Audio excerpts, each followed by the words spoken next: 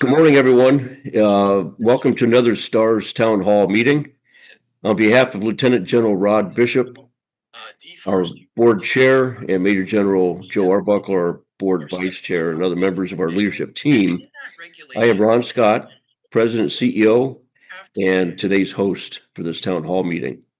Today's lineup, we'll have some introductory remarks by our board chair, General Bishop, a presentation by Professor Stanley Ridgley, and a short follow-up by Mr. Maurice Washington, introduced by our Executive Vice President, General Counsel Mike Rose, and then we'll have a Q&A session. So with that, over to you, General Bishop. Hey, thanks very much, Ron. Welcome, everybody, to this town hall. Hope everyone's enjoying a wonderful summer. Special welcome to John Boogert. John, you want to raise your hand and just wave at everybody so we know who you are? For those of you who don't know, John's the editor-in-chief for our Colorado Springs Gazette, and we just want to thank the Gazette publicly here for the great support that they provide to all the military in the Colorado area. So, John, thanks for coming on board with us. As one of the things that the STARS Board of Directors and Board of Advisors has been wrestling with ever since late fall has been, what do we look like in the future? We have had, I think most would agree, due to the efforts of many on this Zoom, I like to call it the collective we, had successes that exceed our wildest imaginations, from the vaccine mandate to all the executive orders and SecDef memos that have come out regarding DEI. So we're struggling with that, and I just want to extend an invitation. We're an open book, as I think everybody knows. So if anybody wants to attend our Board of Advisors part of our Board of Directors, Board of Advisor meetings on Friday, feel most welcome. Just shoot us a note, and we will send you the link to that. Today, we're very blessed to have two people who have stood strong in the breach, so to speak, against this Marxist invasion of our military. And it's my honor and pleasure to introduce our first speaker, Dr. Stanley Ridgley, former intelligence officer, now professor, doctor at Drexel University. He's written two books. Stan, I've only read your first one, the Brutal Minds book, but I haven't read DEI Exposed. But looking forward to wrapping my brain cells around that, and we give you a warm welcome in the floor. Thanks for joining us, sir. Well, thank you, General, for that great introduction. And it's a pleasure to be here talking with my military comrades and a whole host of other folks who have DEI at the top of mind. Otherwise, you wouldn't be here. My talk is going to be very short, direct, punchy. I've always been someone who didn't mince words. When we talk about DEI, which is the topic of my book, DEI Exposed, it's important to understand that people have different conceptions of what DEI actually is. And this is why the discourse, public discourse about DEI has been so vitriolic at times.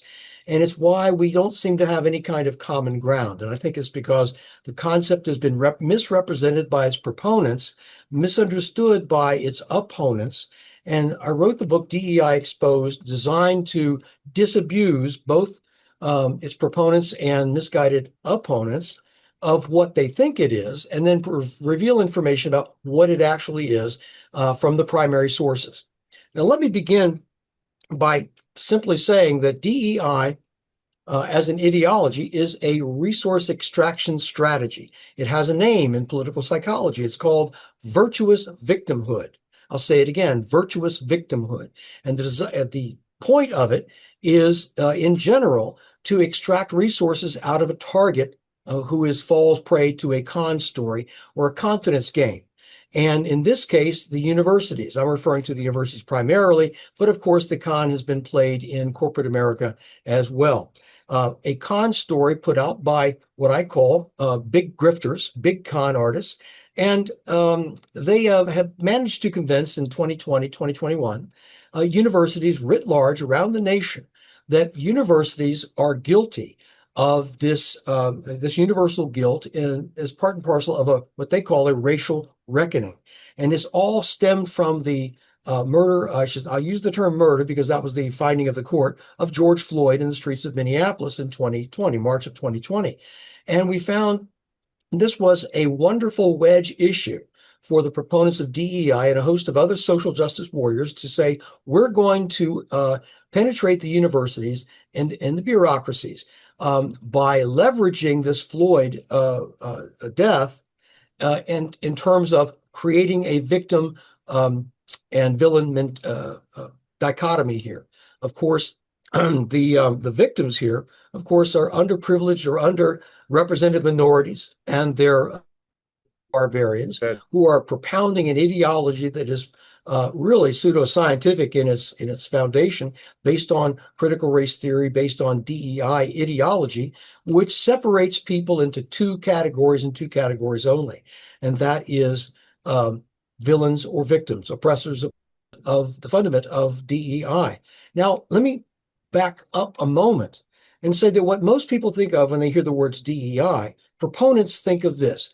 Well, it's just common sense. It's just giving underrepresented minorities and marginalized voices a place at the table. It's just creating a level playing field. It's just noble, right, proper, isn't it?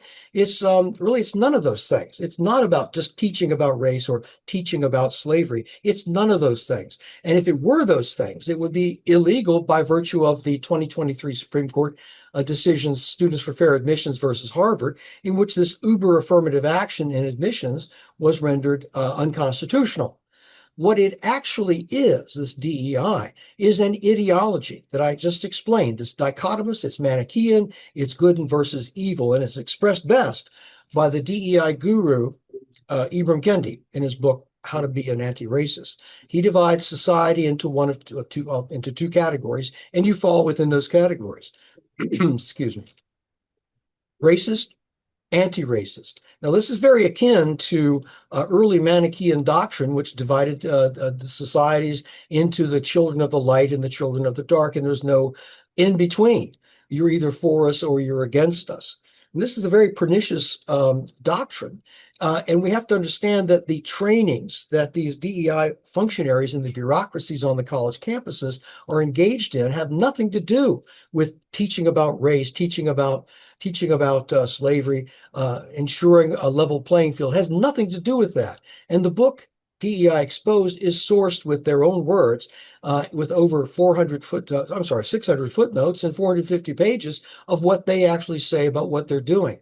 And what they're doing is convincing in a very coercive, cult-like manner our college students and faculty and staff as available in this doctrine, this belief that there are villains and that there are victims. And this is determined not by your upbringing, not by where you grew up, who your parents were, not by your income, none of these things. It's determined by one thing and one thing only, and that is race. That is the bottom line. Moreover, this accusation is made within the context that, well, the United States is a racist country. It's irredeemably racist. It's irremediably racist, and it is riven with what they call white supremacy culture. And that is the background of all of this. And this is the received wisdom. This is the worldview that these DEI proponents are propounding on our college campuses with no contradiction allowed. As a matter of fact, for a long time amongst many college faculty, diversity statements, affirmations, loyalty oaths saying, were required for it to be hired, to be promoted, to teach classes. You had to have some sort of diversity affirmative statement that you were supporting the goals of this particular ideology. But you'll never hear this term, this ideology, or what I've just described to you, described in quite this way. They use a lot of, they being the proponents of DEI, use a lot of euphemisms and terminology that are designed to mask their actual agenda. Now, why would they be propounding this? Well, the whole idea is to utilize the university as an instrument of indoctrination. And I'm not referring to my good colleagues in the faculty who basically are pursuing their research and are teaching and are doing this, just trying to climb the academic ladder. I refer primarily to the bureaucracies. Now, the bureaucracy is, in most universities, is basically rotten to the core. And I can say this with assurance. I can say this was the topic of my first book, Brutal Minds, because it is a pipeline of mediocrities into the university that kind of skirt around the rigorous hiring practice for faculty. And these folks mainly come out of schools of education. They are indoctrinated with Paulo Freirean ideology. Who is Paulo Freire? Well, he's a revered educationist from Brazil, who was basically a Maoist who cribbed most of his education theory from Mao Zedong, but they don't say the M word. They say Freirean, which is basically an unknown, basically a cipher for most people. But he is revered by education people, and these are the folks who are training the people who go into the pipeline and populate the bureaucracy. Why is that important? Well, the bureaucracy has its own co-curriculum, a fake curriculum, whereby they train faculty, students, and staff in the precepts of this CRT, DEI, this whole ideology of racialism that I've just described to you. And they use coercive methods. They use cultic teaching methods. What do I mean by that? Where's my source for that? You can find this is basically comes out of Kurt Lewin's re-education program. He's a social psychologist of the 1940s at MIT, and he developed a 3-stage program called unfreezing the belief system, changing the belief system, refreezing the belief system.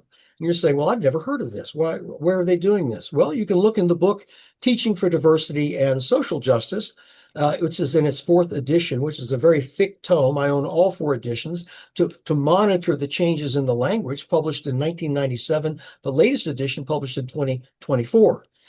And they very clearly lay out, this is what we are doing in classes. This is what we are doing in our intergroup dialogues. We are trying to unfreeze an unfriendly belief system, which has been propounded by, say, a student's parents, which is traditional. Perhaps there's some religion involved in that. Perhaps there's traditional moral mores that we adhere to. We're going to change that to what? We're going to change that to a critical consciousness. We're going to change the false consciousness to a critical consciousness, someone who is aware of the social justice issues that plague our racist society, and that you're going to be willing to work to improve this. And then we're going to refreeze the new belief system by virtue of activities designed to keep students busy doing the work. Maybe you've heard this phrase, doing the work of social justice.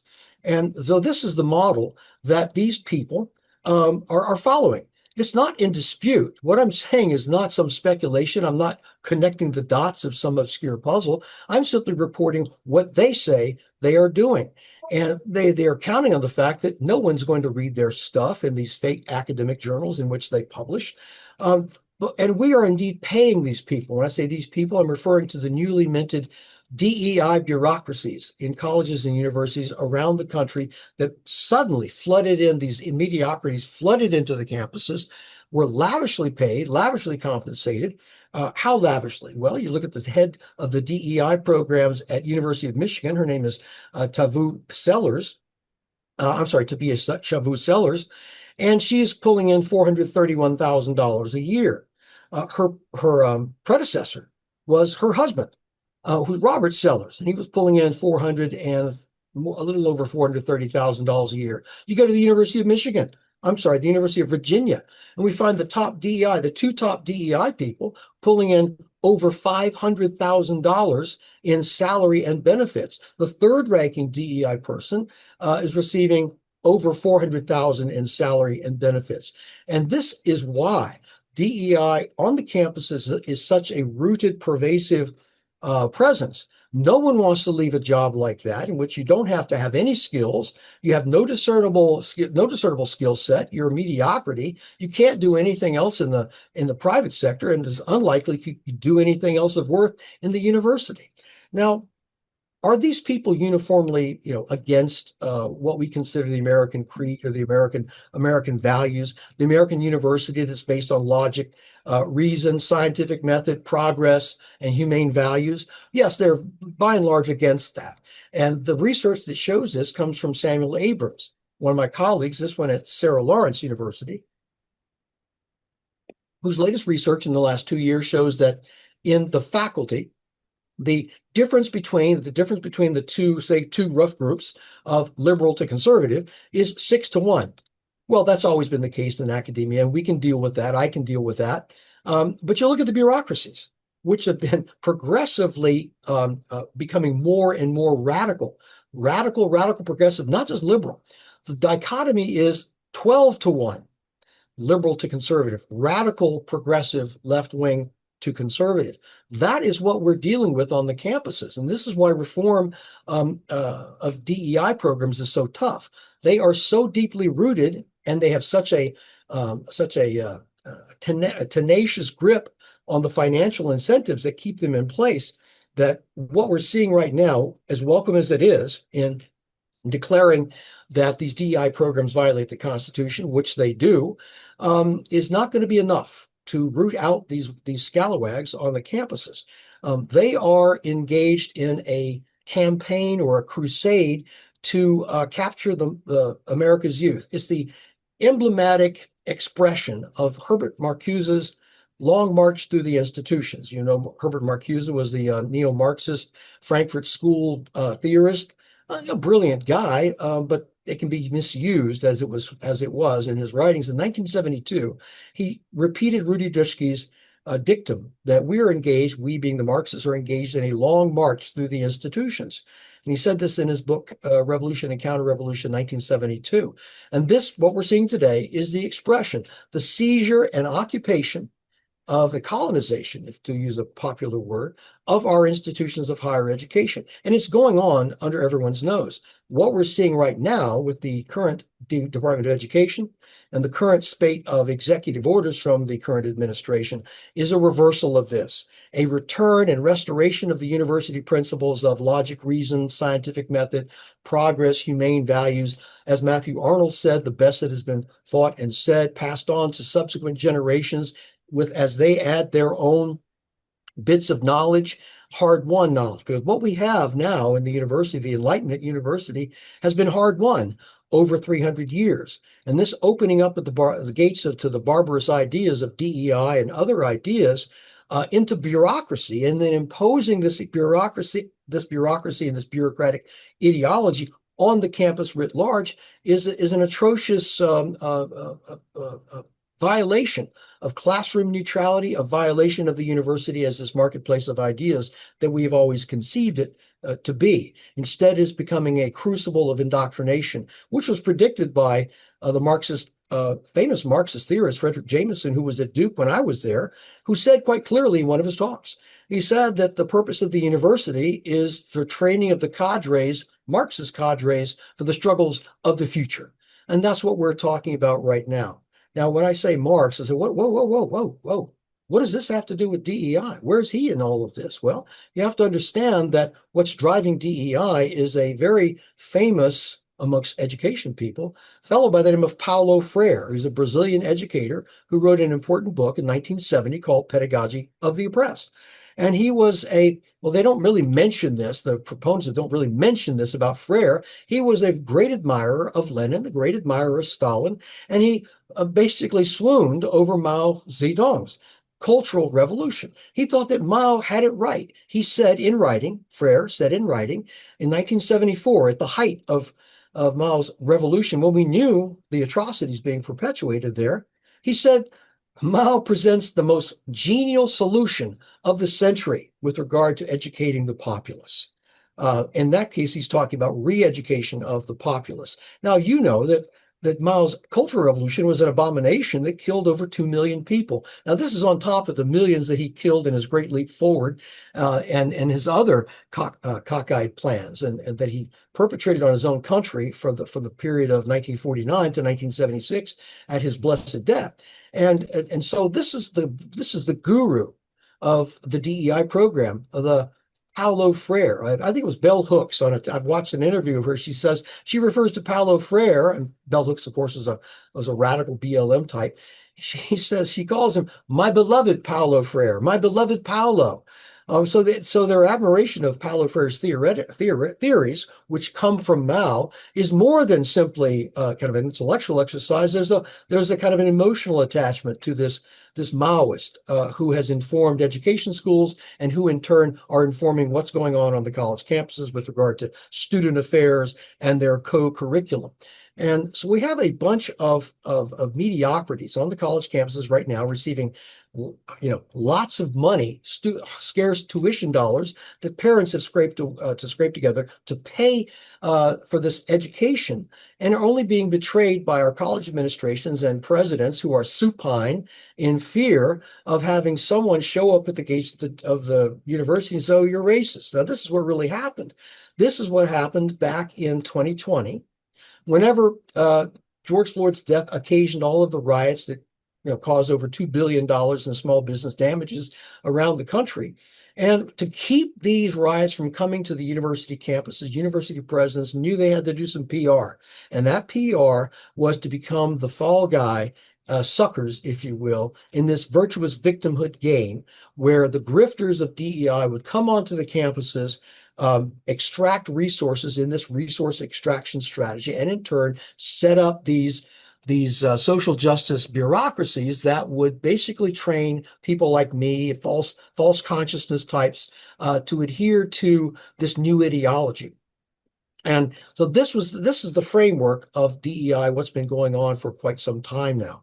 And I thank the new administration for basically returning the university, at least the conception of it, the idea that we're going to return to the university by expunging pseudoscience and nonsense from the campus.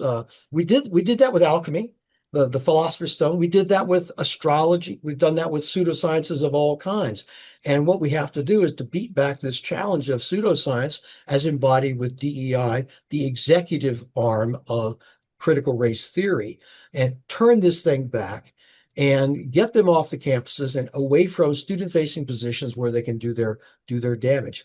That generally is what DEI Exposed is all about. It articulates the arguments. It articulates in their own words what they are trying to do on the college campuses.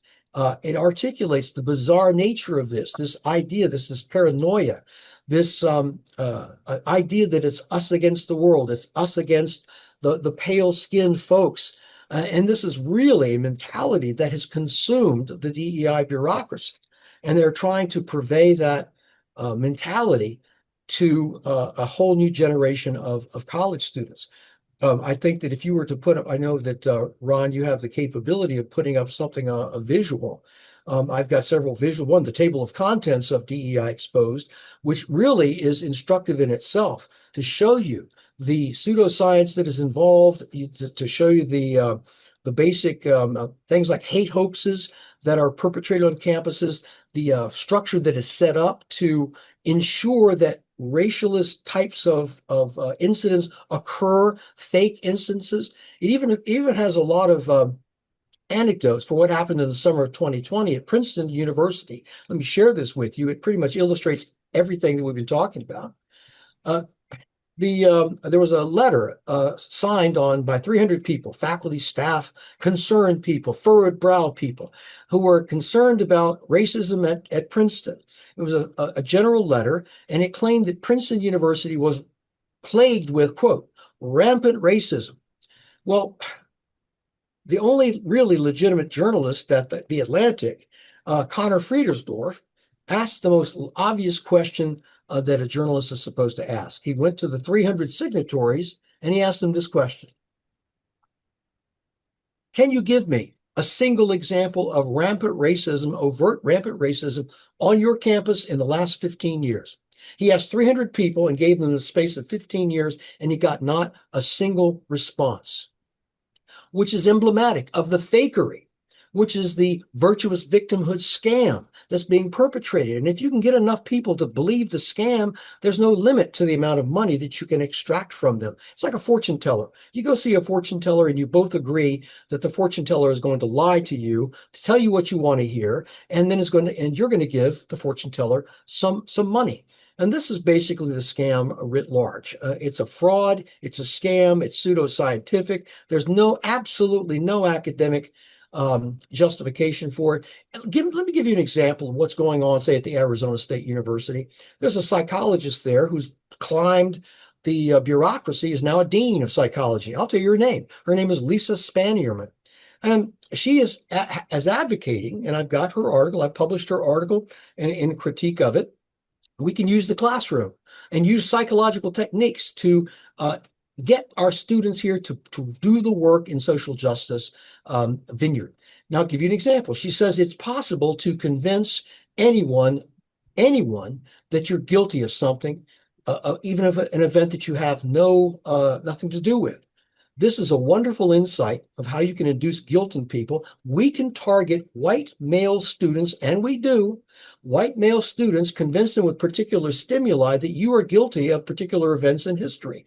And this will make them, you white students, more susceptible to be persuaded to do the work of social justice, to remedy these ills that you had nothing to do with, assuming they're even ills to begin with. Now, this is something that is in the literature. I know that in Arizona, there was a newspaper article based on my revelation of this, but little has been done. This woman still has a position in the university utilizing psychological techniques to indoctrinate folks in the classroom, generating fake guilt. I think this is an abomination, and the woman should be fired. But we'll see how that one plays out. This type of thing goes on and on and on. There are in university campuses, you have the infamous white supremacy culture list, which is a list of 15 behaviors that supposedly indicate white supremacy. If you've got I think Ron can put that graphic up. I'll just read it to you right here. Some of the white supremacy. Yeah, Stan, if you could put it up, it would be good. I don't have that capability right now with me at my fingertips, and there'd be an unpleasant pause. So I'm going to do is read a couple of them off. Perfectionism, either or thinking, power hoarding, individualism. The rock bottom basis for our capitalist society, individualism is considered white supremacy behavior. Well, there's only one right way to do something. In other words, empiricism, the idea that we're going to explore and find out what the right way, the best way to do something, which is right out of Frederick W. Taylor's notion of scientific managerialism, is somehow white supremacist behavior. So what we have is basically a list of behaviors that are available to anyone that can yield success, but because certain people don't like that idea, they're going to we're going to call these behaviors white supremacist. Now, where did that list come from? This is the most interesting part of it. I have a whole chapter devoted to that. It was fabricated in 1999 by a diversity worker by the name of Tema Okun. And she was a diversity worker who was unhappy. She came home to her hotel room after a particularly unpleasant session. And so in a fit of fury and petulance, she wrote down the 15 behaviors she didn't like. And that became her list. And she published the list online. And she later took that same list and described the origin of that list, its provenance, and put it in a dissertation that she wrote. And she got her PhD in social justice, something on it. I think social justice. And she published it in a book called The Emperor Has No New Clothes. And now that list that she completely fabricated, not through research, but just wrote it down because she was angry. That list is now being used right now, as we speak, at the University of Michigan, at the University of Wisconsin, at Boston University, at Duke University's medical school, training doctors, and is also being used by the NEA, National Education Association, Randy Weingarten's Teachers Union. You can find them on their websites. This is all open source stuff. It's right there, but not many people know how to search for this stuff or what to search for. I can look at a website of a university and in 30 minutes tell you exactly where the nodes of pressure are, where the critical nodes are, who the people are who are propounding this nonsense. There's a code that comes with it, a way they talk. There's a way of hiding what they're actually doing. And in my book, DEI Exposed, I provide a glossary of this terminology so that you too can become expert in picking out what they really mean when they say X, Y, and Z. They really mean A, B, and C. And this is something that I think is essential for certainly for parents with college. College students can find it very useful too. And what I provide is a means for college students to reverse this thing. We don't have to wait for long-term reform. We don't have to wait for the slow wheels of justice to turn. We can do something right now and combat these mediocre ideologues on the college campuses right now.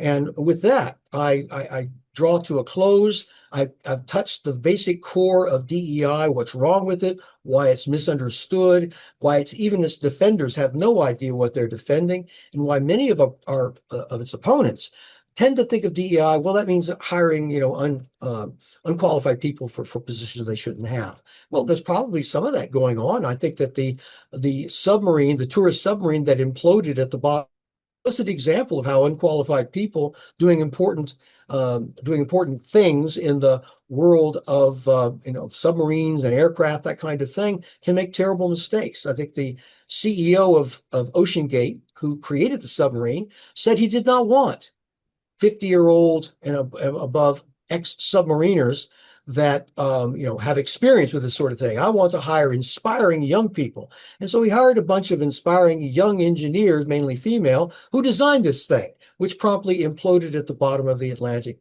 killing the CEO of the company. One of those rare examples of karma at work. And so it can have that kind of impact. But I think the larger, worse impact is its long-term pedagogical presence on our college campuses. Those people need to be fired. They need to be expunged from the university, and it has nothing to do with academic freedom. So I will finish with that and turn it over to you, Ron. Yeah. Thanks, Dr. Ridgley. I have to tell you, we got started on this 7 July 2020, and it was fortuitous. Disturbed by a 3-minute video put out by the Air Force Academy football coaches. But since then, our 5-year journey in this little radical jungle, you are by far the most prominent thinker in terms of understanding what DEI is and why it's so dangerous. So we appreciate the work that you've done in educating us on DEI and critical race theory that fuels it, and again, why it's so dangerous. I was intrigued by your comment about reaching out to 300 individuals and asking them for one example in the last 15 years. STARS has filed to date 61 Freedom of Information Act requests. One of our earlier ones dealt with an assessment directed by the Air Force Academy superintendent, trying to find out the extent of systemic racism at that institution. That was due September of 2020. We filed a FOIA asking for a copy of that assessment. It took a lawsuit by Judicial Watch on our behalf to get a federal judge to mandate the release of that 167-page report. Every single page had been marked for official use only in an attempt to shield it from the general public. When we received it, 52 entire pages were redacted, completely redacted. And as General Counsel Mike Rose, one of the prominent figures in getting the Supreme Court to rule on Freedom of Information Act statutory language, the only thing you eliminate in a redaction is a name, social security numbers, and that sort of thing. You don't eliminate details like they did in this release report. So of the unredacted pages, we discovered absolutely no evidence of racism, let alone systemic racism. But what they did by shielding that report for 2 years is identify and train 90 cadets, college students, 90 cadets to be diversity and inclusion officers and NCOs throughout the entire cadet wing structure. 2 per squadron, 40 squadrons, 2 for each of the 4 groups, and 2 at the wing level. wearing a purple rope over the left shoulder, signifying that they are the equivalent of the Soviet commissars in these units. I hate to use that term, but that's exactly what they were doing. So we appreciate the work that you've done in this area, and it's inspired us to right now deliver a presentation that we've named The American Creed Threatened by Radical Indoctrination. And so it's getting a good response. Mike Rose and I will be making a presentation tonight here in the Charleston, South Carolina area. So while we wait for Mr. Maurice Washington to log in, he's tied up at an important meeting right now. And if he's not able to log in, Mike will cover for him. Oh, he's logging in right now. Hang on. So let me bring him in. And then after Maurice talks, then we want to open up to a question and answer session. I'm going to ask our Executive Vice President and General Counsel, Mike Rose, to introduce you to this group. Sure, cool, thanks. Okay, well, good afternoon, everybody. An organization called the Low Country Conservatives is sponsoring Ron Scott's and I presentation this evening called The American Creed Threatened by Radical Indoctrination. And Maurice Washington is the president of this group. I met with him and his board of directors over lunch a few days ago. And Maurice told me some things that I thought this group would be very interested in hearing. It surprised me, but it didn't surprise me. So what I want to do is introduce this gentleman you see on your screen here so you can see how what a prominent leader he is in South Carolina.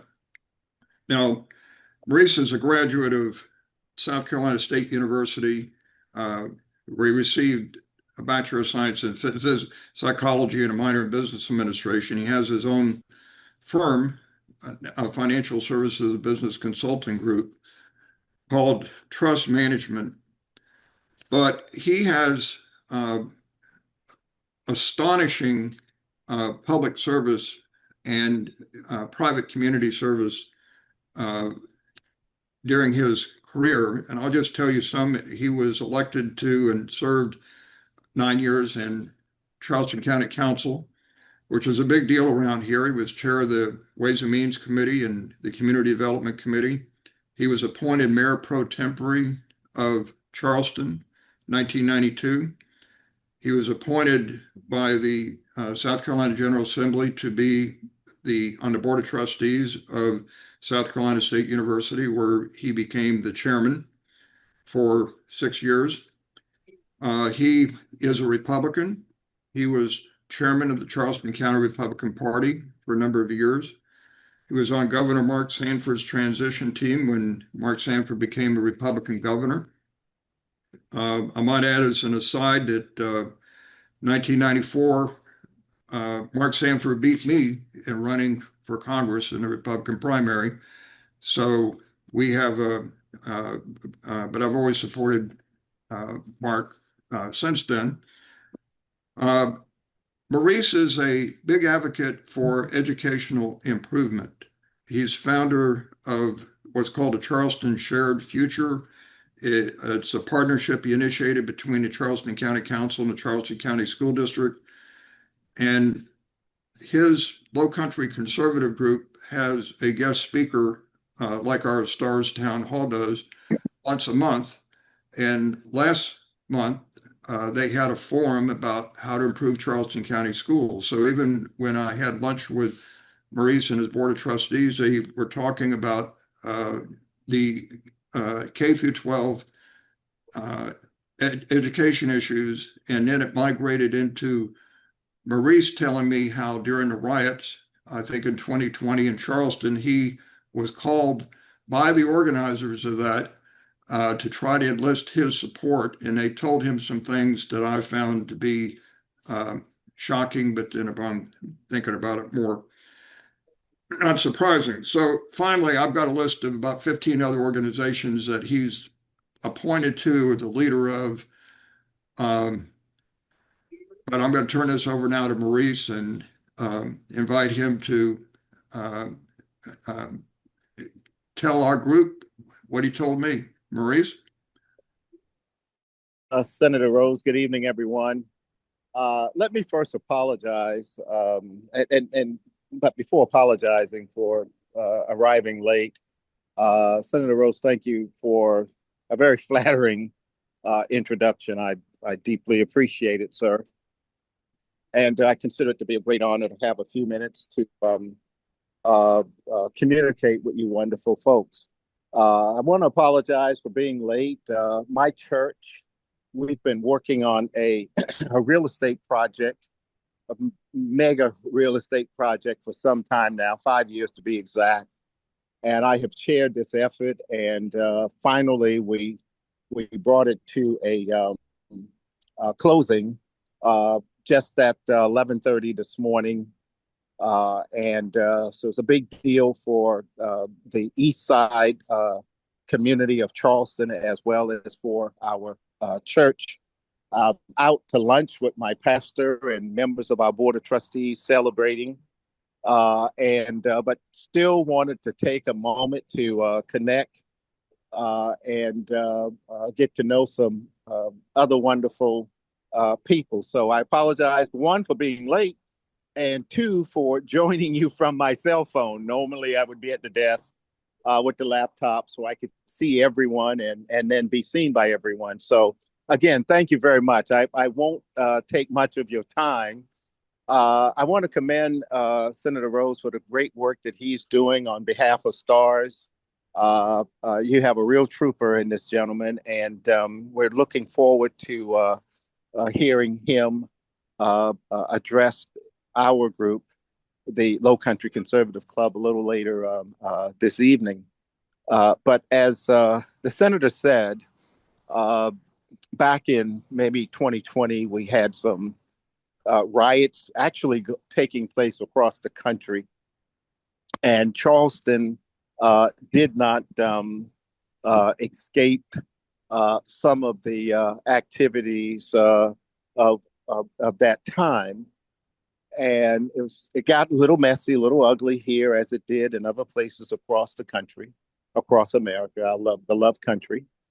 And interestingly, during that time, and I told the story to the East Cooper Republican Women Club maybe a few days after I met with at least 3 members of Black Lives Matter.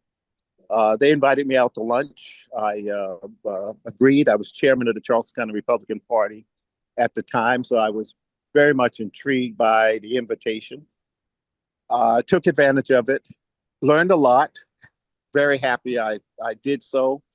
But it was interesting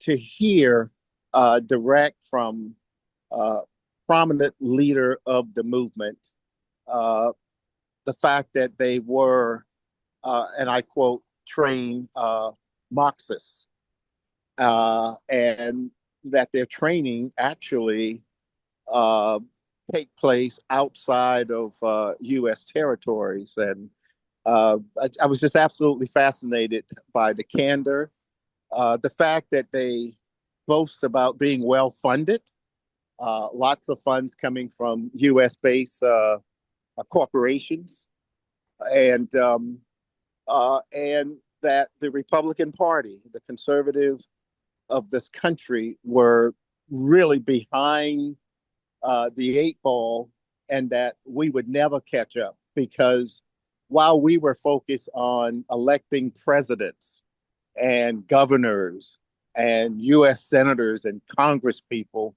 they were focused on electing school board members and taking over school boards all across America, controlling superintendents and everything else associated with the education of our children. Their model was basically simple. If we can control their children, we actually can then control the country. And so their interest in school board elections were an integral part of their vision. And as a result of that meeting, I just went into reflection.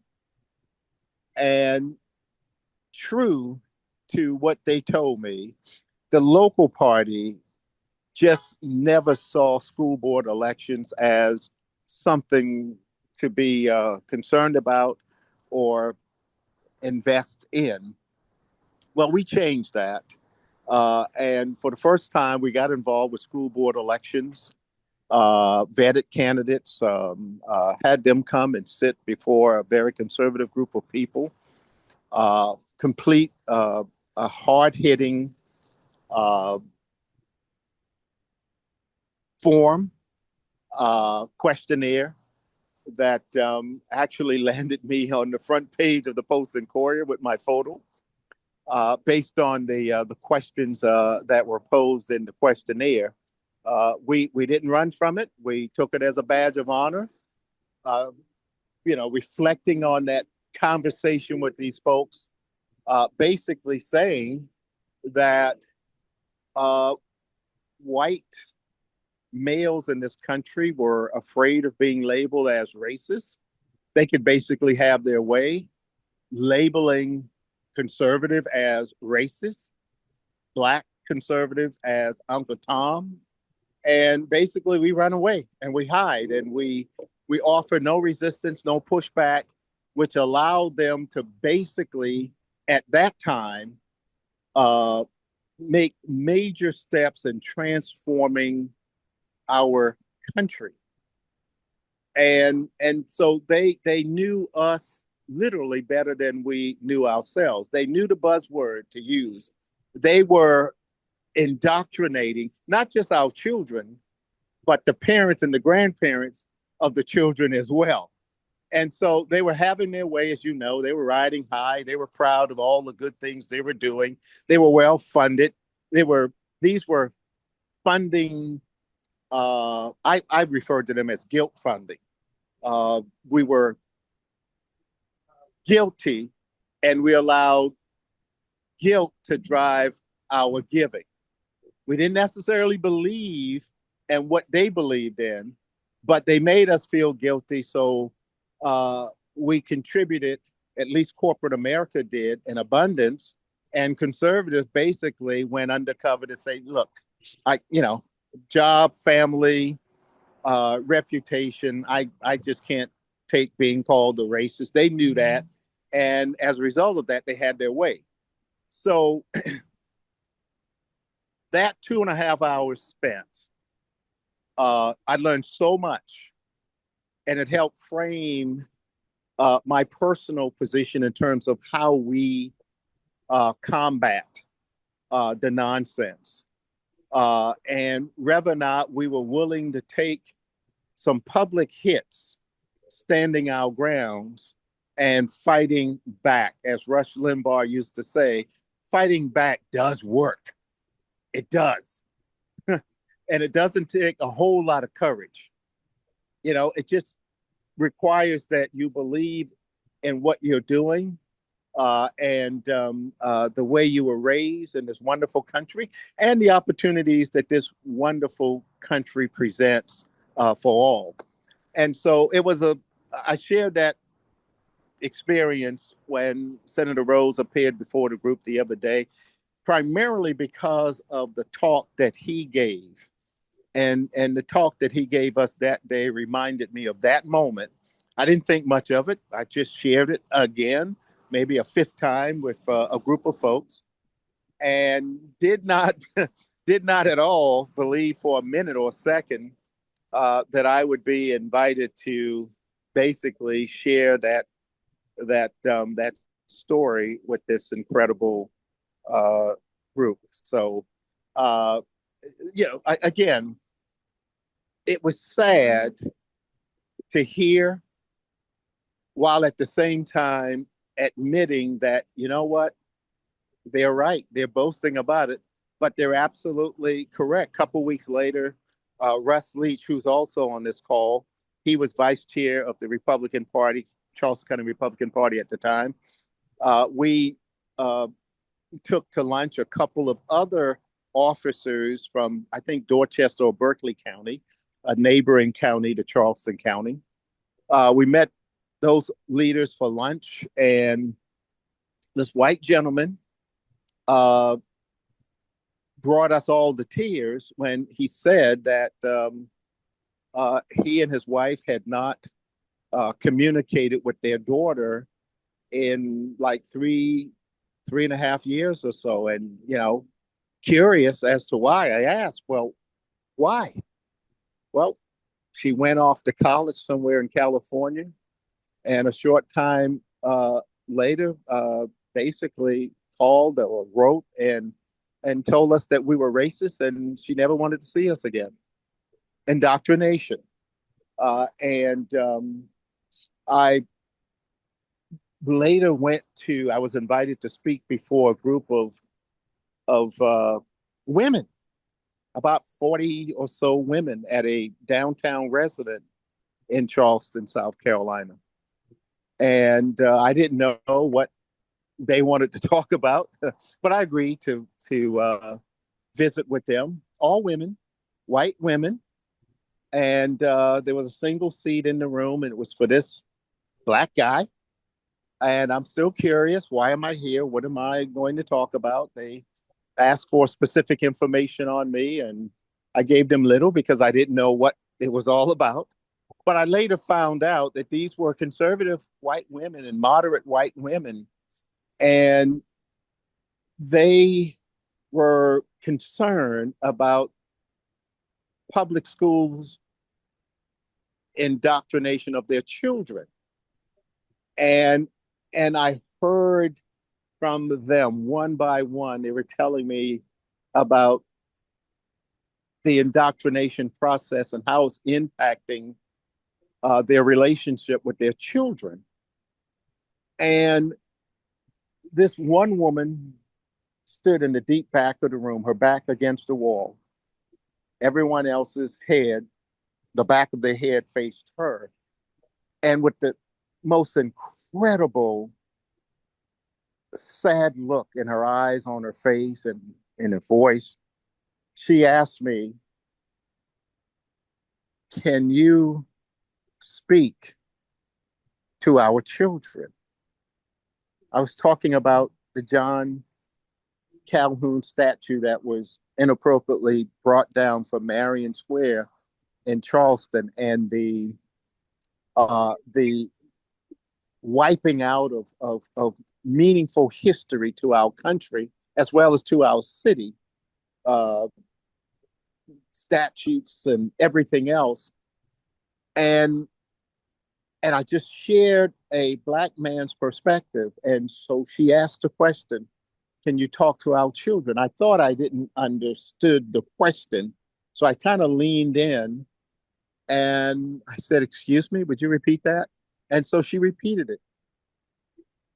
And all of the faces facing me, all of a sudden, those faces were facing her, and the back of their heads faced me. But after she asked the question a second time, and the other heads turned, and everyone in the room were facing me, they all had the same look on their faces and in their eyes. And it was heartbreaking to me. She went on to say, our children and grandchildren are being taught to hate us, that we're racist, that we're former slave owners, and the likes. Within seconds after I got out of that meeting, I jumped on the phone. I called a friend of mine that worked for the Charleston County School District. And I asked him about this term CRT and whether or not it was being taught in our school district, Charleston County School District. And I texted him, actually, and I still have the text communication between the two of us. I texted him, and he texted me back almost immediately. And he said, well, it's not critical race theory. It's CRT, but they didn't call it critical race theory. It was, I'm drawing a blank, but I'm going to try to remember I do have it in writing in a text message to me where he said it's critical race training or something. It was a form of CRT. Well, when you visited the site, said, well, send me the site where I can learn more about it. At the end of the day, it was critical race theory teaching. And the folks that were providing the training materials, you visit the website, it was Slaughter City to then President Trump and all Republicans and conservatives. And that's when I knew we really had to get involved with local education and try to make an impact, try to make a difference. I'm so proud of the Low Country Conservative Club. We're engaged, we're doing so. And I think we're making a difference, and I'm confident that we're going to make a bigger difference. So that's a little longer than what the senator asked for. My apologies for having done so. But if you have any questions, I'll be more than happy to answer those. Otherwise, I would excuse myself from your important meeting, get back to my pastor and the guests waiting for me for lunch. But at the same time, again, would love to answer any questions if you have any. Wow, Mr. Washington, I can't thank you enough for that personal testimony. It's powerful. You know, it's one thing when you read about things, it's another thing when you personally experience it. And we've got some key members of our board on this call right now, and I just want to plant a seed that will probably reach out to you, invite you to be a member of our board of advisors, and also to recommend, if you don't know him already, to link you up with Kendall and Sheila Qualls, who formed Take Charge in Minneapolis, Minnesota after the George Floyd incident. It's very powerful. Kendall is just, he's running for governor right now of Minnesota. He's just like yourself. He's just very impactful. And so I just want to plant that seed that we'd like to bring you onto our board of advisors. Yeah, so with that, we've got about 20 minutes left for Q&A. Eric, you've got your hand up. Go ahead, sir. Yes, my name is Eric Vogel. This question is for Professor Ridgley. I live in Connecticut. I want to thank you very much for writing Brutal Minds. When I read it, I was taken back to the fall of 2001 when I was enrolling my daughter at Southern Connecticut State University. It reminded me of the briefings by the dean of the students. It reminded me of the various campus representatives of the clubs.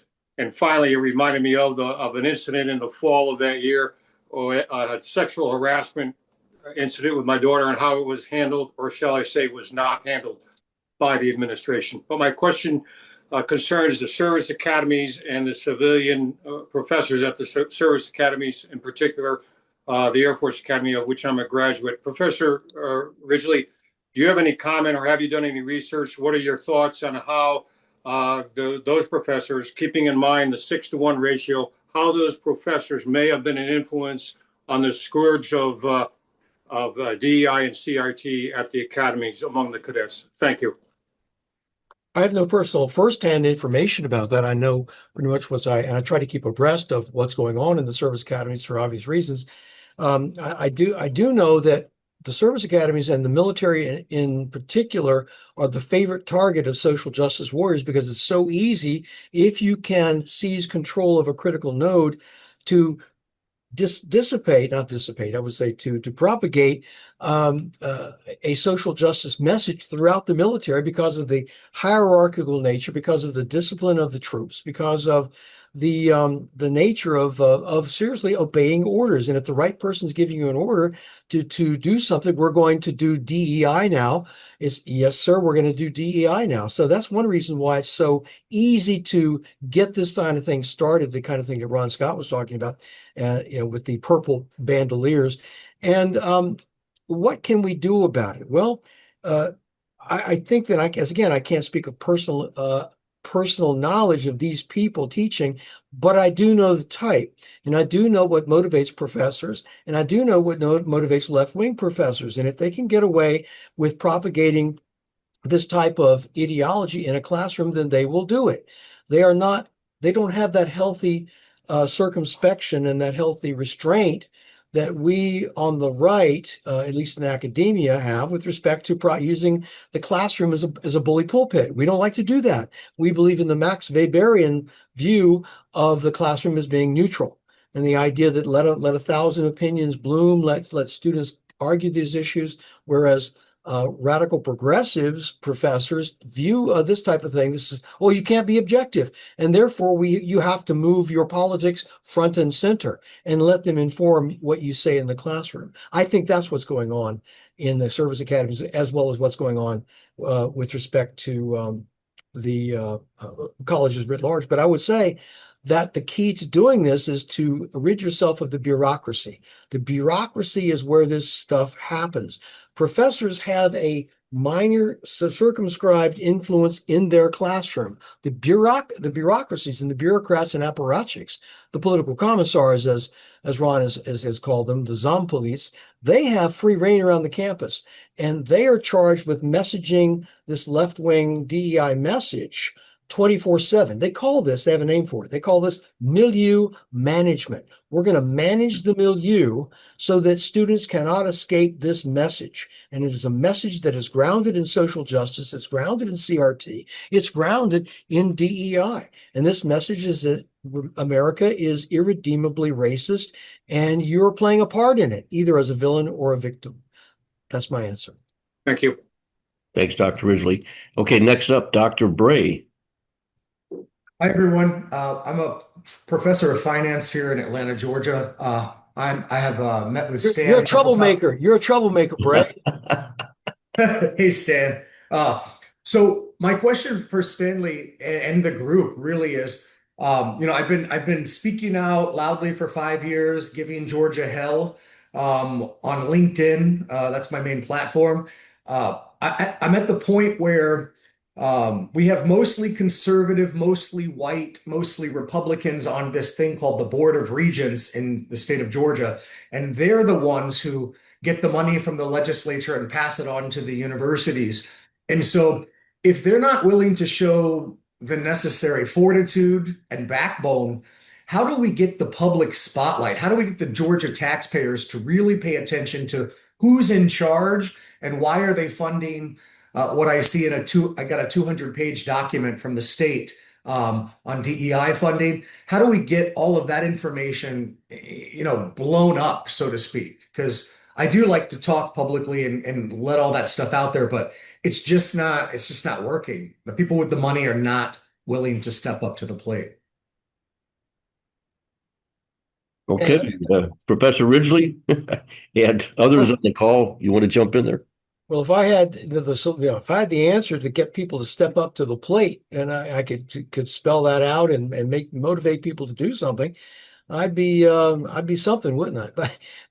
But I don't. Getting people to understand the nature of a problem is part of the problem. I mean, halfway there. If you can get people to understand the nature of the problem, its extent, its depth and breadth in the college campuses, and there is a propaganda machine that is operating 24/7 against the views that I have stated here, that there is a public view that is articulated by bureaucrats, and God knows I hate bureaucrats, who use bureaucrat speak, and who try to basically covering up what is actually happening on the campuses.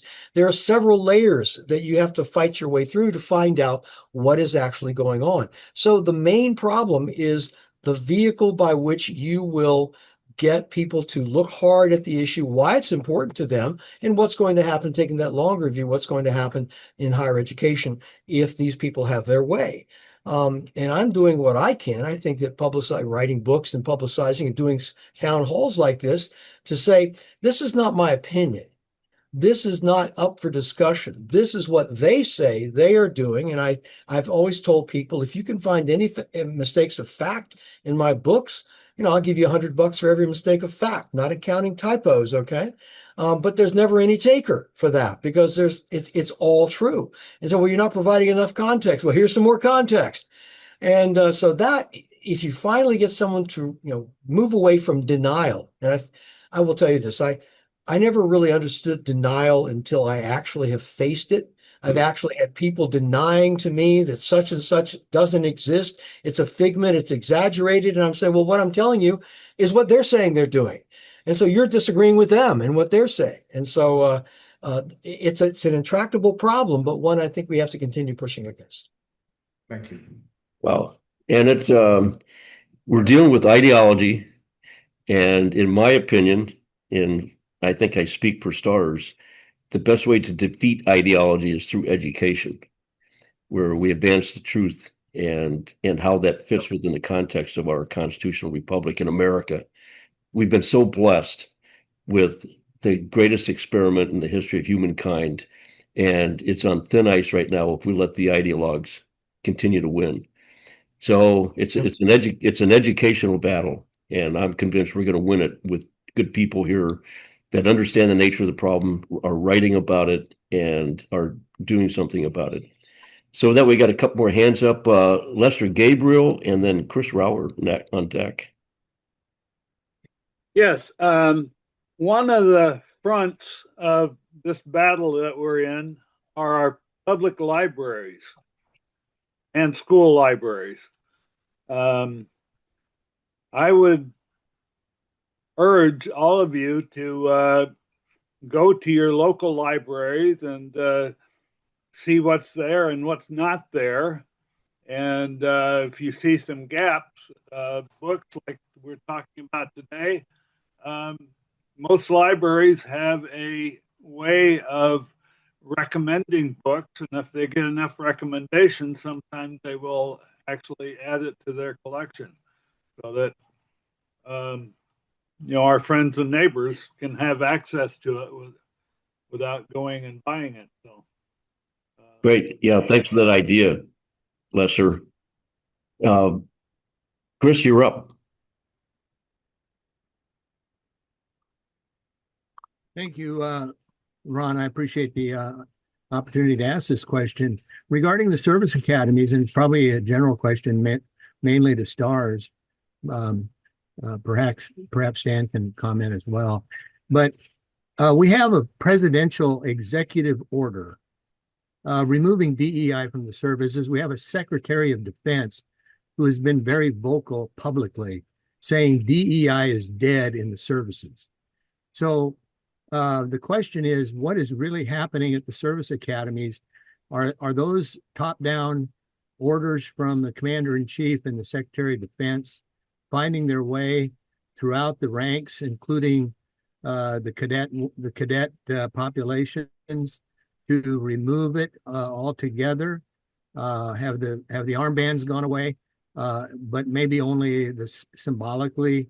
Are the civilian instructors that don't have to obey military orders, are they still propagating the DEI within the cadet ranks? How successful, in other words, has the top-down EO SecDef direction? How successful has that been at the service academies? Anybody have any idea? We've got some, and then I'll defer to our board chair and vice chair for their insights here. A lot of the change we see is cosmetic. The same individuals that had diversity and inclusion titles now have different titles, but the people are still there. And so this is going to require an effort from outside the Department of Defense to continue to educate people, to educate the voters, to implement the changes that we think are needed. For instance, even with all the executive orders that have been issued, we're still working with Congress to say they need to codify these changes in public law. So we still have a lot of work to do in that regard. So with that, I'd invite General Bishop or General Arbuckle or both, if you want to add to that for Chris. Okay, Joe, I'll jump in here as the Zoomy grad. Joe tries to distance himself from us academy grads. Chris, your question is spot on the target, and that's what we've been wrestling with. So I'll give you some real quick feedback that I get. I mean, I have a lot of interaction with cadets. What you see in my background is our Breckenridge ski cabin. We got a room upstairs called the cadet bunk room. So I see cadets a lot, especially on weekends in the winter. Every single cadet I've asked since I've asked since President Trump took over and issued the executive order, what do you see about DEI? And they basically say, we don't see anything more about it at all. I had suggested to General Bauerfeind that he remove the purple ropes before he was directed to do so. He didn't right away, but the next week he was directed to do so. So he's a listener, I think. He's certainly refocused the academy on the warrior ethos. Another area that we're trying to break into, and I think we've had huge success here besides the Congress that Ron just mentioned, is the Board of Visitors. I mean, we've briefed probably half of the Board of Visitors. And just before attending this town hall, we got an email from one of the Board of Visitors. I don't know if Stoley's on here or not, but he got permission now for it not to be just Zoom. We can attend in person. So it should be an interesting session, I think. I plan on driving down from Breckenridge to Colorado Springs on the 6th, 7th of August and seeing that. So but what I think is happening within DOD for political expediency, they have declared DEI as dead. But I think as Dr. Ridgley and Maurice, if he's still on here, would all tell us that this Marxist march, you don't end it in a couple of months.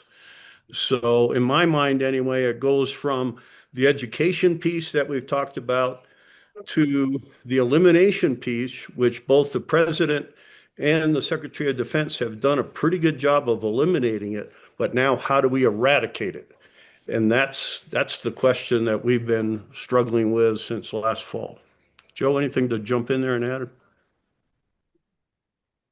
I think you're right on the mark there, Rod. And the bottom line is, it's one thing, as we know, to issue orders from the president to get rid of DEI and the Secretary of Defense with his memos. It's another thing to have them properly executed. And that's where we're at right now. It's the execution of these orders to get rid of, eradicate DEI. And there's a lot of institutional resistance, as we heard, that exists in various places. And I think it's going to be a generational battle, frankly. Can I do a quick follow-up? Thanks for those answers. Number one is there's a reference to codifying the EO, et cetera. Is there a way for the Uniform Code of Military Justice as an alternative to public law, as a means to, for example, and this would be extreme, but removing cadets that have been embraced and are committed to this philosophy so that they don't continue to infect the military services, number one. Number two, General Flynn is an example, and Maurice Bannon are on the Board of Visitors at the West Point. Can the Board of Visitors at the Air Force Academy, and I have no idea who they are, could they be as influential as perhaps people like General Flynn in making change at the Academy? Thank you for those. Yeah, absolutely. I'll jump in there real quick. We've met several of the presidential appointees to the USAFA Board of Visitors. We've had a Zoom call with Charlie Kirk. He's very fired up about weighing in with his connections. He's got a direct line to the president and the Secretary of Defense. We've met with Dan Clark, probably one of the top 10 international speakers, motivational speakers in the world. He's fired up. Even made the comment that, as he's reviewed our website and got up to speed on what STARS has been doing, flattered us by telling us that right now STARS is probably the most impactful organization in Washington, D.C. right now, given our very small stature and whatever. But what we've been able to do and what we want to do is part of that solution. Doug Stoley Nikolai, he's an Academy grad, F-16 fighter pilot, colonel, retired. In fact, Stoley was here last night as a guest with Mike and Vivian Rose, delivering a speech to a group last night. Stoley's been elected as the vice chairman of the Board of Visitors. He's getting up to speed on the FOIAs that we have filed, and wants to go into that position fully aware of the issues right now pending at the academy. And then, of course, Congressman August Pfluger, who now chairs the Republican Study Committee in the House, probably the next powerful position under the Speaker of the House. Because, I mean, they're the ones that do all the research. They've got the knowledge about what needs to go into bills that are being advanced in Congress. Has been elected chairman of the Board of Visitors. So we have a Board of Visitors, at least at the presidential appointed level, that is going in not to be a rubber stamp for the superintendent of the academy, but an oversight committee on behalf of the American taxpayer. So we're very optimistic about what they bring to play. And so with that, Brock had a hand up, and we got two others. Yeah, just a quickie for Professor Ridgley and Professor Bray, if he chooses to answer. My daughter-in-law is or was a professor at Drexel, and she's an academy grad, married to my son, academy grad from early 2000s. And she has not spoken to us for about 4 or 5 years now because we voted for President Trump. And that was not until she started teaching there at Drexel.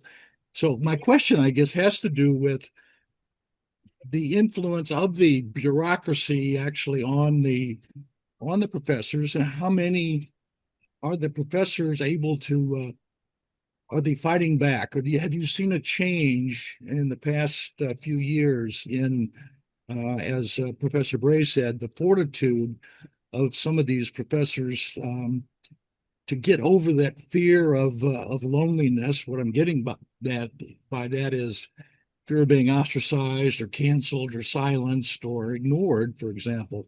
So are the professors getting some of this fortitude to fight back, or are they just cowing to that and just curious?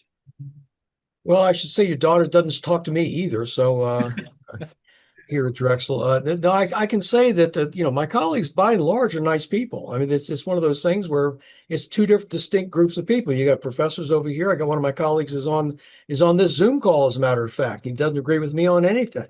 Well, he disagree with me on certain things with regard to administration. But we can disagree and we chat. But what I will say is this, is that many persons who would agree with what this board stands for, what this group stands for, are not going to be public about it. They don't want the trouble. I think it's particularly with our previous administration here at this particular university, with one of the worst college presidents in America, who is now thankfully departed, and we have a wonderful new president who's come in and is really focused on the right things. Maybe we're going to see something, and maybe you will see something, John, in this relationship. I wish it the best on that. It's very tough to have kids that behave that way, particularly for reasons that aren't really valid. And the fact is that people who live and die by their ideology are really unpleasant people, and are people who are really cheating themselves out of a rich, full life, I think. I think that a lot of people come by my office and on the sly will say, "Oh, we support you, love what you do, love all of that stuff," which is really not much value in the public realm. But what I found is that because of the changing winds, both nationally and both here in Philadelphia, we're finding more and more people are standing up and are not afraid to express themselves with regard to this. I'll go ahead and use the term woke agenda. But basically, it's the social justice agenda, the socialist agenda, the DEI expression of that agenda. So there is hope. I think that I'm going to continue doing what I'm doing, which is I don't get in anyone's face, but I also do not shrink from the confrontation if there happens to be one. And I think that that's a basic measure of your integrity. Whether you're a gadfly and you want to be a gadfly, well, good luck on that. But if you're also someone who doesn't want to shrink back and say, "I'm not going to step back and allow you to have your say in all of this," we all have to have a certain amount of integrity and self-respect to step out and be counted when it counts to be counted.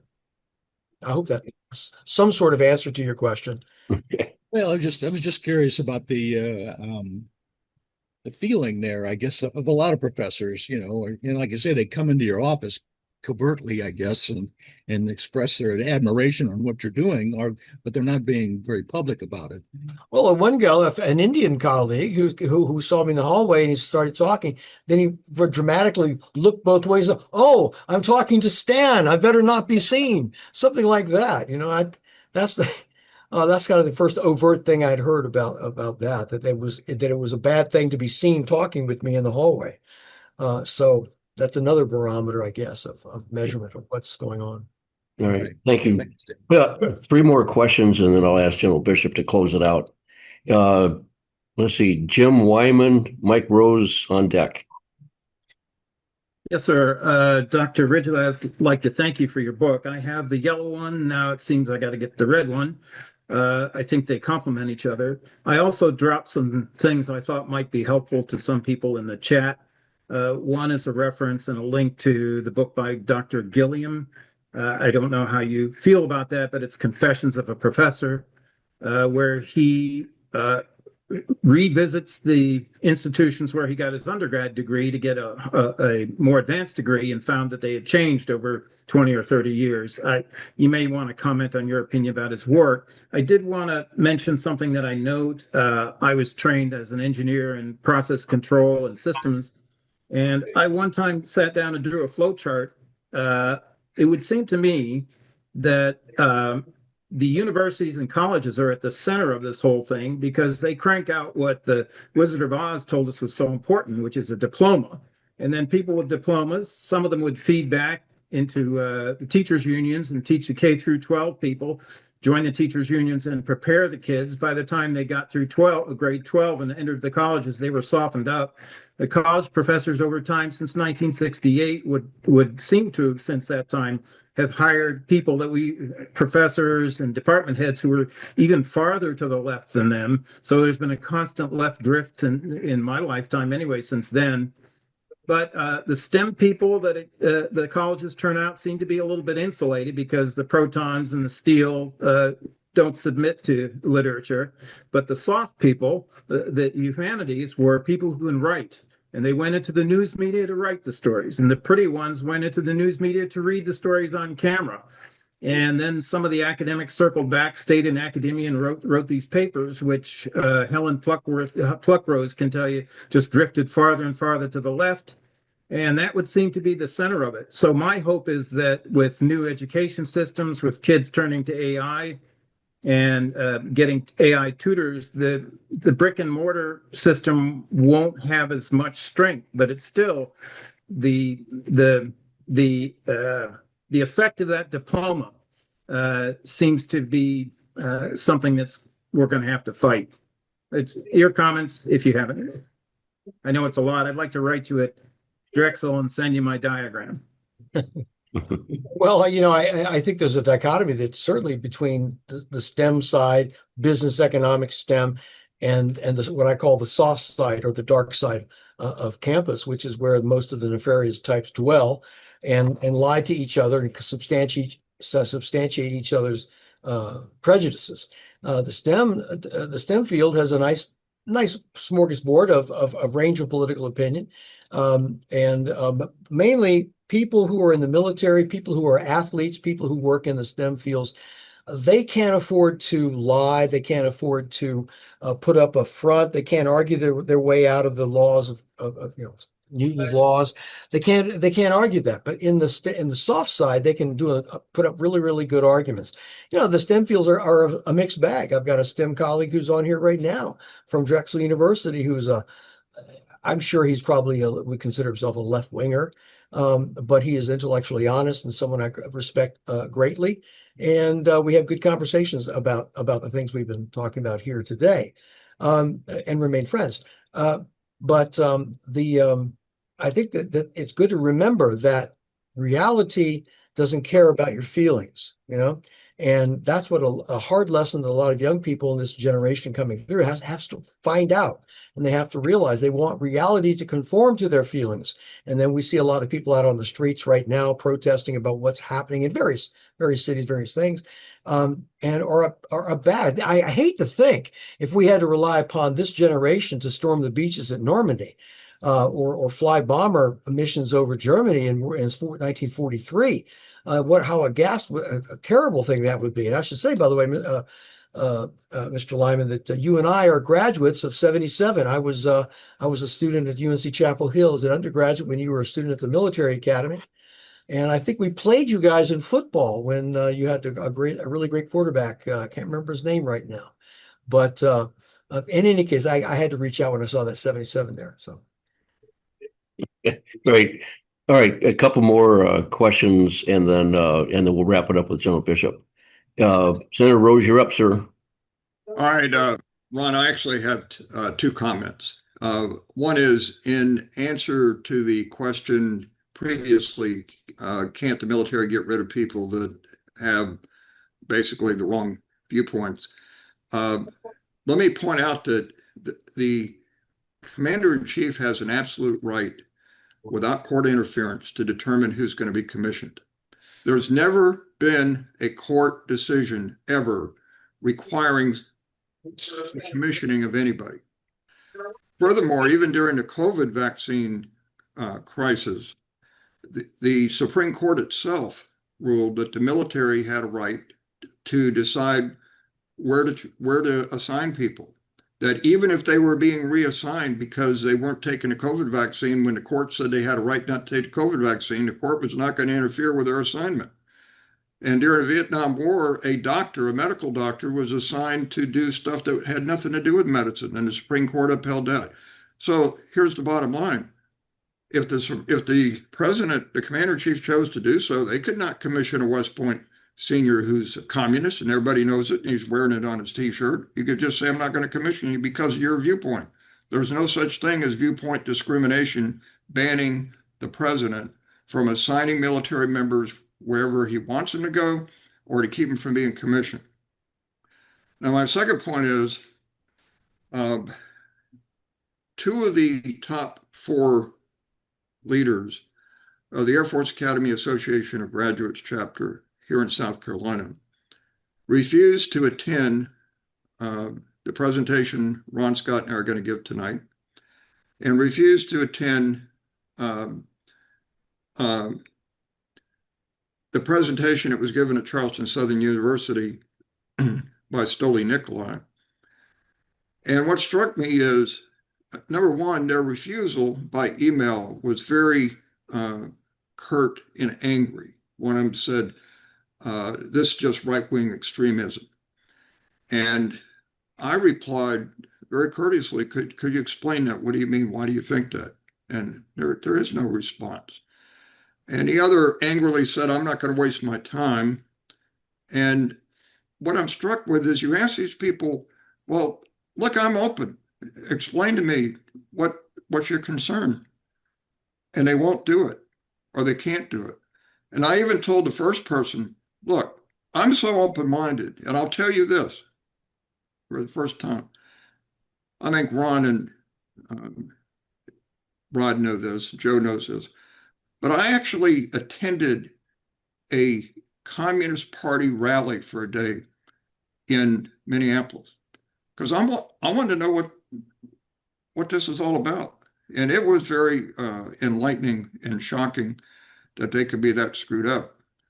But I'm saying the people on the left accuse us of being extreme, and then they don't justify it. They won't talk about it, the people I deal with anyway. But I don't even perceive us as being extreme. I perceive they've gone so far left that what is really just being a patriot, just being moderate American, they see as extreme. So anyway, this division is all around us, even among Academy graduates that I deal with here in Charleston, South Carolina. Over. Great. Thanks for those observations, Senator. Last up, Dr. Bray, and then we'll close it. Real quick, I just wanted to touch on John Brockman's question about how colleagues perceive you. The same thing that Stan was saying. Over the last 5 years, I've noticed that some people stop talking to me, and that's fine, but they're cowards. And I don't think the environment will get better. Now, I teach finance, so I'm in a capitalist department. For the most part, we have some crazies, as any academic department does. But for the most part, my home base is comfortable. But I don't think you'll ever see history or philosophy or anybody over there in the humanities who still has a rational mindset. I don't think they'll ever speak up until the climate on campus changes, and that's the administration's doing. I've offered to meet with the president of our university. I have met with her, but she refuses to do anything, and she hires her gal pals who are into DEI and just changes their titles. Until we get a new president and we fire like college administrators who went along and supported DEI, nothing will change. Nothing. Yep, that's all I got. But I would love to talk to anybody on the call about working with the military. I love the military, and I do love to say this stuff out loud. Well, great points, Dr. Bray. Having been a professor myself, you're right. Leadership sets the tone and the climate, the culture. So with that, General Bishop, we've had a hearty discussion here this morning. And I personally want to thank everybody for joining the call. Our speakers, Professor Stan Ridgley and Maurice Washington, for his testimonial. So with that, General Bishop, would you do the honor of closing it out for us? Thanks, Ron. I sure will. And as you said, wow, what a great discussion. Thanks everybody for attending and showing up. And just a huge thanks to Dr. Ridgley and Maurice. Dr. Ridgley, I mean, that 30 minutes plus with you was just great. As Ron mentioned earlier, we've been at this for 5 years. I thought I knew just about everything, but found your presentation enlightening. I really like the thought of virtuous victimhood. That really kind of nails it. You mentioned you have a number of colleagues that don't agree with you. We have had a number of military colleagues that don't agree with us as well. The former superintendent of the Air Force Academy, for example, told us, well, I just want to push DEI into every nook and cranny of the Air Force Academy. One of the comebacks I have when people say that is, would you just listen to your people? Now, in a public university is probably a higher percentage, but again, the interaction I have with cadets, in fact, at this very table I'm coming to you from, is when I first was alerted to this, I was flipping pancakes before 4 cadets and I were going skiing, and one of them just offered, the culture is changing underneath my feet. And the other cadet chimed in with, and it's not for the better, they're dividing us into identity groups. And that was my first wake-up call before the Black Lives Matter video that really got us started. So listen to your people. And then something that I've come across lately that I push back with, like my son, he said, well, Dad, what's wrong with DEI? And I said, nobody really is against diversity and inclusion. However, the way the community is using it, those that are pushing it, it's utopian language, and they don't really mean they're about diversity. They don't really mean they're about inclusion. But the big one is the equity part. Because the way that, at least in DOD, equity has been implemented, it's discriminatory. It's discrimination, as you said earlier, Dr. Ridgley. It's breaking a number of the laws of our land, and just reinforced by the UNC Harvard case recently in college admissions. So I do think, as you started your speech, Dr. Ridgley, we do speak past one another on this issue. I think everybody's for giving a hand out. Everybody's for leveling the playing field. But what I like to say, well, why don't we focus on that K through 12? So we're leveling the playing field before we're discriminating at a time in life when it affects someone else's hopes, dreams, and aspirations. So big time thanks to everybody else that's pitching in and doing that. This gives you a taste of where I think STARS is. I think Dr. Ridgley and said, he's going to continue what he's doing. I think STARS is probably going to continue to do, as Ron said, the way to hopefully solve this is education. But we'd like to take it to the next level, and that's getting more into that eradication piece. And that's what we'll talk about on Friday with our board of advisors and board of directors again. So if you'd like to participate in that, we welcome you to. And what we're talking about is, just to put a finer point on it, let's say, there's great executive orders there now on merit. There's follow-up from the Secretary of Defense on merit in service academy admissions with some memorandums. Okay, but how do you define merit? And, you have to get down into the eaches and you have to follow things up. How about, the Constitution and the oath of office? Yeah, we can look at and see, okay, nobody's really teaching critical race theory or DEI anymore, but why don't we focus particularly our military officers to be at our service academies and the other DoD programs and ROTC, et cetera, on more education on the Constitution and the oath. Cadets tell us they basically have zero. So that's kind of where we think we can help out in the eradication piece. But I certainly agree with my vice chair, our vice chair, General Arbuckle, when he says this is probably a generational thing. It's not just going to go away. So thanks to everybody for pitching in and helping us. We started STARS 5+ years ago with a little somewhat of a slogan. It was wake up, stand up, speak up, and don't give up. And I think that, kind of paints our picture for the years ahead. So that's all I have, Ron. Thanks everybody for participating. Great. Thanks, General. Thanks, everyone. You know where our website is, stars.us with 2 R's, stars.us. And our team continues to grow. And we welcome anybody that's new to STARS to join our team. Thank you. And I'd like to just add a quick prayer. Father in heaven, thank you for this group of men and women who stand strong behind the country that you gave us. We ask protection. We ask light. We ask an open area for those people who are blinded, that they may see the light and join us in protecting our military and protecting our country. In Jesus' name, amen. Amen. Thank you, Lori. Thank you very much. Thank You're you. welcome.